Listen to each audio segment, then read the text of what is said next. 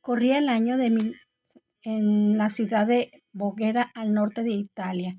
En una celda muy húmeda moría solo un hombre.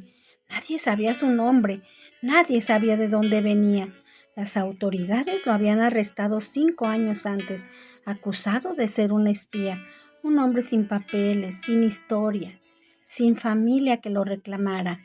Lo habían metido en esa celda oscura como a un perro y ahí había permanecido en silencio, sin protestar, sin revelar quién era realmente.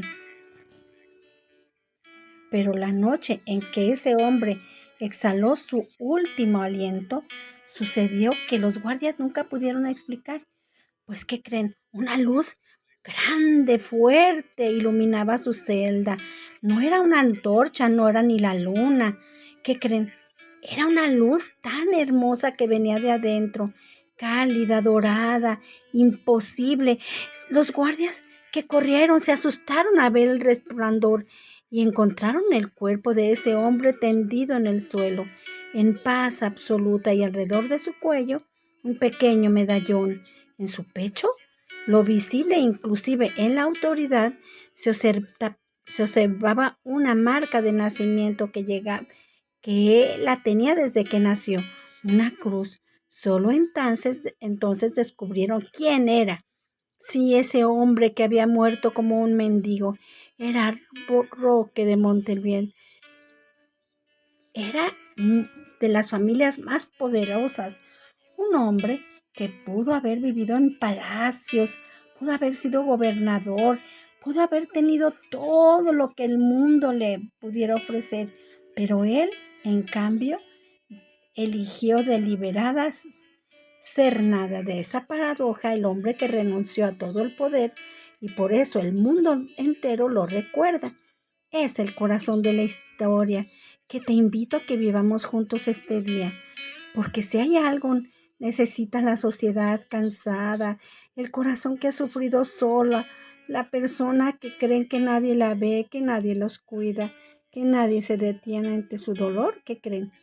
Es conocer a este gran santo, a este hombre, a este santo que entró voluntariamente en los lugares donde todos huidas, que tocó a los que nadie quería tocar, que murió olvidado por los hombres, pero recordado por el cielo.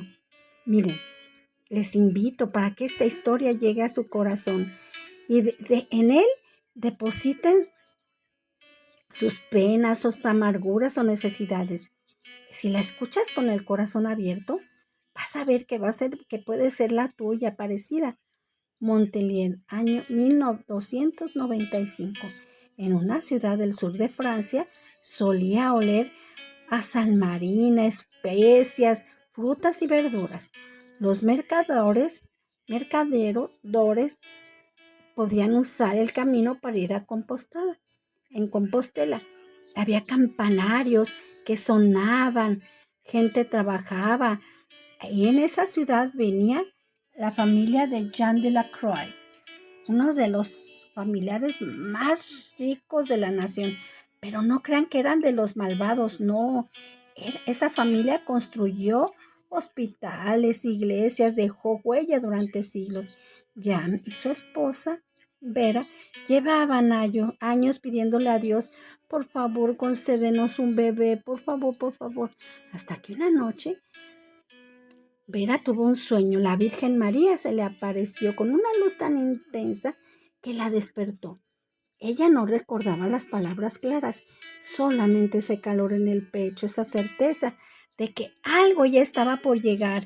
Meses después nació Roque, y cuando la partera lo colocó en sus brazos de su mamá, lo primero que todos vieron antes de sus ojos, antes de sus manos pequeñas, fue una marca que el bebé tenía en su pecho, una cruz perfecta trazada sobre la piel, como que si alguien se lo hubiera dibujado con un dedo de fuego. Ella lo miró en silencio, luego miró a su esposo, pero no dijeron nada. Shh, cállate, cállate, porque no había nada que decir. Simplemente entendieron que ese niño no sería siempre para ellos. Roque creció en ese palacio de Montpellier con la extraña doble niño de los niños que sienten demasiado. Por fuera Él era el heredero perfecto, educado, inteligente, fuerte, preparado para administrar las finanzas y las tierras de su padre. Aprendió latín, muchos idiomas, geografía, aprendió los nombres de todos los nombres de su reino. Pero ¿qué creen? Por dentro había algo que los maestros no le enseñaban, pero que no podían explicarse. Cuando Roque tenía 8 años, su madre lo llevó al hospital de la ciudad, uno de los que la familia financiaba. Y iban y los visitaban para ver cómo se usaba el dinero que ellos donaban. Pero algo que no estaba en el programa sucedió esa tarde. ¿Qué creen? Un anciano estaba tirado en un rincón del patio, ignorado por todos, con una herida en la pierna que supuraba y olía a podredumbre. Los nobles que acompañaban a Veras se cubrieron la nariz con un pañuelo y miraban a otro lado sin pensarlo 2 veces. El niño Roque corrió hasta el anciano y se arrodilló en el suelo. Sin importar, le limpió la herida y le dio de comer. La mamá lo observó desde lejos con los ojos llorosos. ¡Ay, hijo mío, qué gran corazón tienes! Cuando regresaron a su casa esa noche, ella le preguntó: querido Roque, ¿por qué hiciste eso, mi amor? El niño la miró. Ay, mamá, porque si Cristo estuviera aquí, mamá, eso es lo que haría. ¿A poco no? No había más que decir. Pero la infancia de Roque también guardaba una oscuridad que llegaría pronto, demasiado pronto, porque los 2 pilares de su mundo, Jan y Vera, enfermaron casi al mismo tiempo cuando él tenía apenas 19 años. Ay, miren, la enfermedad fue rápida y cruel. En menos de un año, Roque había perdido primero a su mamá y luego a su papá. Y se quedó solito con 20 años, con un palacio, con tierras, con joyas, con dinero, con títulos y con una cruz sobre el pecho, que era más que todo lo demás. Entonces, tomó una decisión. Ya sé, imagínense, con 20 años y de aquí para allá todo es mío. Todos los consejeros esperaban órdenes de Roque para administrar las tierras, que los nobles de la región iban y lo respetaban. Las puertas de los salones se abrían ante Roque, y que en medio de todo eso, lo único que sentía Roque era que nada de eso era mío, decía Roque. Nunca lo fue. Así que él sentía que había algo más grande que esos muros. Entonces, un día convocó a todos los administradores y les dijo: fíjense bien, ya encontrada paz en ella, voy a donar todo: las tierras, el palacio, las rentas, los privilegios, las joyas, todo para los pobres de Montiel. ¿Todo, señor?, preguntó el más anciano, con la cara blanca. Santa María, este está loco. No, Roque asintió. Sí, yo no necesito nada para hacer lo que vine a hacer a este mundo.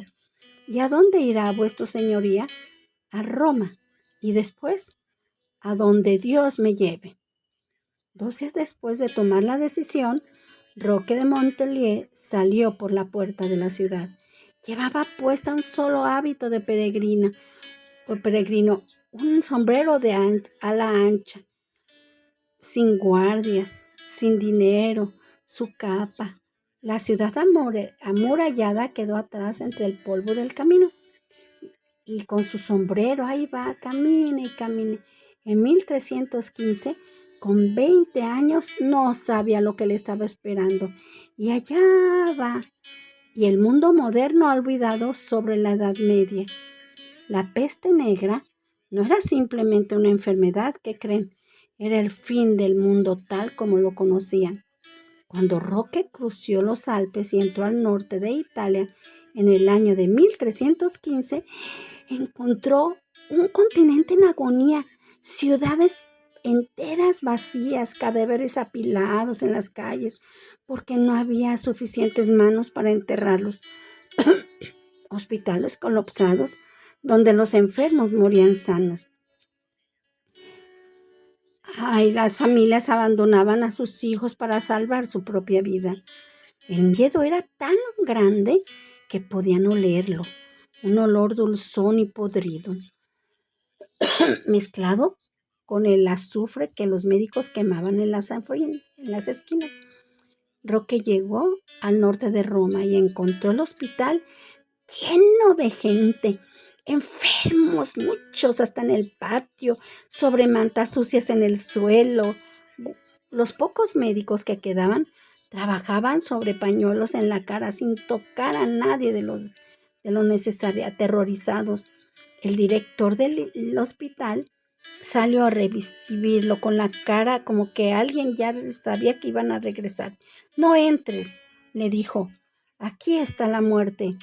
Roque lo miró tranquilo y le dijo, precisamente por eso voy a entrar, para ayudar. Lo que hizo en esos hospitales no era lo que hacían los médicos. No tenían instrumentos, no tenía medicina ni formación académica. Eran sus manos y era su fe en Dios grande. Se adorrillaba y lo llamaba por su nombre cuando podía averiguarla. Toma, agüita. Y les daba agua, les limpiaba las llagas y luego trazaba sobre el cuerpo la señal de la cruz en su cuerpo con su pulgar. Cuando el primer enfermo se curó, los médicos pensaron que fue un error de diagnóstico. No hallaban. Cuando se curó el quinto, el director del hospital se quedó de pie en el pasillo con el libro de registros en la mano, mirando los nombres de los que deberían de estar muertos y estaban caminando. Ya no supo qué escribir. La historia se repitió en Cesena, en Mantua, en Plasencia, en muchas ciudades. Roque entraba al hospital cuando todos querían salir. Caminaba entre los enfermos, como no le daba miedo. Los tocaba cuando nadie los quería atender y los enfermos uno a uno comenzaban a recuperarse. Y siempre les ponía una cruz con su dedo pulgar y con saliva. Es que era algo que importaba más que el miedo. Fue en Piacenza cuando la marea cambió. Roque llevaba meses sin descansar, durmiendo unas horas, comiendo lo que los agradecidos le ofrecían. Su cuerpo, que siempre había sido fuerte, comenzó a mostrar señales. Primero muy cansado, luego la fiebre, luego en una mañana cuando se levantó, se vio la pierna tantas veces que los había visto en los cuerpos. Un chichón negro, inflamado, su pierna caliente al tacto. Ahí lo supo. La peste había entrado en él. Santa María. Roque salió del hospital ese mismo día, no porque tuviera miedo de morir. Ya hacía meses que había dejado de tener miedo. Salió porque había una cosa que no estaba dispuesto a hacer: contagiar a los enfermos, a los que había venido a sanar. Si iba a morir solo. Se adentró en el bosque y caminó durante horas y horas con la pierna que le ardía horrible, muy fuerte, hasta que encuentra una cueva dentro de un arroyo. Era tan frío y tan húmedo, pero Roque entró, se recostó en el suelo y esperó. Los primeros días fueron los más duros. Tenía mucha temperatura y deliraba. Ay, la llaga en la pierna se abría como una brasa viva clavada en la carne. No tenía agua, no tenía comida, solamente el rosario en sus dedos y su boca con sus oraciones. Solo el nombre de Cristo repetido como un latido. Y entonces, al tercer día de agonía, escuchó algo. Un sonido suave sobre las hojas del bosque, pasos pequeños, seguros, y luego, en la entrada de la cueva, apareció un perro. Era un perro de caza, color marrón, de patas largas y orejas caídas. Llevaba un pan en la boca, recién hornado, todavía tibio. Se acercó a Roque muy despacito. Dejó el pan y se quedó ahí sentado mirándolo, con esos ojos oscuros e incondicionales que solo tienen los perros. Roque lo miró durante un largo momento. Luego tomó el pan, lo partió con manos temblorosas y comió. El perro. Volvía al siguiente y al siguiente y al siguiente y muchos días más, cada día con un pan, sin falta, sin excepción, como si tuviera un horario y una misión. Varios días después, el perro no llegó solo. Detrás de él venía su dueño, un noble de la región que había seguido a su perro con curiosidad primero y con asombro después.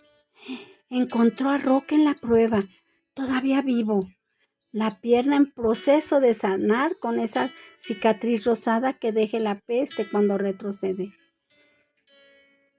Acostumbrado a administrar sus tierras con lógica y firmeza, sin demasiadas inclinaciones espirituales, pero lo que vio en esa cueva, en ese hombre solo, consumido por la enfermedad, sonriéndole con una paz que no tenía explicación, lo dejó sin palabras. ¿Quién eres?, le preguntó Gotardo. Roque lo miró con calma. Un peregrino, un hombre en camino. ¿Y no tienes miedo de morir aquí solo? Roque bajó los ojos hacia el pan que el perro había traído en la mañana. Nadie que confía en Dios muere solo, nunca. Ese día se quedó, luego regresó al día siguiente y al siguiente.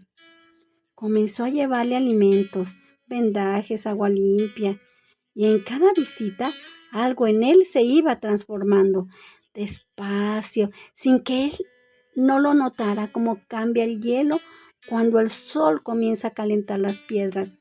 Ese hombre que había entrado a buscar a su perro del bosque salió meses después, convertido en otra persona. La vida de Roque, ese silencio, esa paz, esa fe que no se quebrantaba, había hecho en Gotardo lo que ningún sermón había logrado. Y no dijo nada de predicación. Roque había convertido a un alma, porque así es como funciona la santidad de verdad. No convence con argumentos, solo muestras. Y lo que muestra es tan diferente, tan extrañamente bello, que el corazón no puede mirar que creen hacia otro lado. Miren, cuando Roque se recuperó, algo había cambiado en él. No en su fe, que seguía igual de firme, no en su vocación, que seguía ardiendo con la misma intensidad. Lo que había cambiado era más sutil. Era como si la enfermedad hubiera quemado el último apego al mundo. Ya no era el noble de Montpellier que había renunciado a sus tierras. Ya no era el peregrino joven que salía a cambiar el mundo con energía desbordante. Era más quieto, más esencial. Un hombre que ya no necesitaba nada de nada y emprendió el regreso a Francia, pero al cruzar la frontera fue detenido por soldados. Llevaba semanas caminando en zonas en conflicto, donde las personas miraban a los extranjeros sin papeles, eran considerados enemigos. Roque no tenía documentos, no tenía cartas de recomendación de nobles, no tenía nada que demostrar a quién era. Le preguntaron su nombre. Y aquí, queridos amigos, ¿qué creen? ¿Qué creen? Porque Roque sabía perfectamente lo que tenía que hacer para salir libre. Solamente con que le dieran su nombre, Roque de Montpellier, el heredero, una de las familias más conocidas y adineradas. Cualquier oficial a los registros lo habría reconocido. Pero ¿qué creen? Y lo había tratado con reverencia y lo habría dejado continuar en su camino. Pero Roque no dijo nada. Se quedó callado y ese silencio lo condenó a la cárcel. Porque solamente él sabía Los historiadores dicen que a lo mejor era una forma de humildad. A lo mejor él sentía que no quería usar los privilegios que Dios ya le había destinado a él. O quizás en que ser Roque de Montalier o ser un mendigo anónimo. Le parecía exactamente lo mismo porque su identidad ya no dependía de ningún título. ¿Pero qué creen? Lo encerraron en la prisión. Eran largos y fríos. El sonido constante de cadenas, el goteo del agua, la humedad, el olor a mugre, amor. Roque tenía apenas 40 años. Su cuerpo, marcando por enfermedad y penitencia, no estaba ya en condiciones de aguantar mucho más. Pero su espíritu sentía ese lago sin olas que siempre fue. Y lo que hizo en esos 5 años no hizo por escapar. Transformó su celda en una capilla. Los otros presos llegaban uno a uno con sus miedos, culpas, sus historias, pensando y creyendo que les escuchara y les hablaba en voz baja. Oraba con ellos con esa paz que no tenía explicación, teniendo en cuenta todo lo que estaba viviendo. Varios de esos hombres que habían entrado endurecidos y amargados, salieron transformados, sin título, sin libertad, nadie que supiera quién era. Roque seguía haciendo lo que siempre le había gustado y hecho hasta la última noche. El 16 de agosto de 1327, los guardias que hacían la guardia nocturna vieron un resplandor grande en su celda. Ese resplandor dorado, imposible, que no venía de ninguna antorcha. Cuando abrieron la puerta, Roque había muerto. Su cuerpo estaba en paz perfecta sobre el suelo frío y alrededor de su cuello el pequeño medallón que había guardado en silencio durante 5 años. Solo en ese momento supieron quién había estado entre ellos. Las noticias de su muerte y de su identidad llegaron a Montalier con la velocidad que nadie puede contener. La ciudad que lo había visto nacer, que había visto cómo lo dejó todo y se marchó solo al amanecer, recibieron la noticia con un dolor grande, sabiendo que tenían un tesoro. Los ciudadanos que aún recordaban a Roque, que limpió las heridas con su propia ropa, comprendieron la magnitud de lo que Roque había querido ser. Pero ¿qué creen? La historia no termina con su muerte. Eso apenas era el comienzo. En 1348, después de que muriera la peste negra, golpeó Venecia. La ciudad de los canales se convirtió en una ciudad de lamentos. Los médicos estimaron que en menos de 18 meses murieron más de la mitad de los habitantes, y entonces las autoridades venecianas encomendaron a la ciudad a San Roque. Procesiones de fe recorrieron. Los sacerdotes invocaron a San Roque a los enfermos. Entonces, ¿qué creen? La epidemia se detuvo. Venecia, en su honor, construyó una gran escuela de San Roque con los frescos más hermosas. Muchos artistas y mercaderes le rindieron un homenaje. La historia se repitió, pero ¿qué creen? En diferentes lugares. En Milán, en 1576, San Carlos realizó procesiones y la epidemia cesó. En muchos lados, incluso en el año 2020, cuando el mundo entero se encerró con la nueva epidemia, muchos países volvieron a invocar a San Roque, no porque el siglo XXI creyera en lo mismo, sino que había algo en el testimonio de San Roque. Un hombre que no huyó, un hombre que entró, un hombre que te miró a los ojos cuando todos miraban hacia otro lado. Quiero pedirte por favor algo. Piensa, no te pido, fíjate bien. Quiero que sientas a San Roque como lo que es, un mensaje de amor para este día, para lo que sea que estés cargando, si tienes tristeza o mal humor, o en tu cuarto sientas que ya no puedes más. San Roque nos dice algo que nadie se atreve a decir con tanta claridad, que el sufrimiento no es una señal de abandono, que la enfermedad, la soledad, la celda, real o metafórica, no es el final de la historia, que incluso en el lugar más oscuro, Dios puede hacer con lo que tú tienes. No necesitas ser héroe para eso. Roque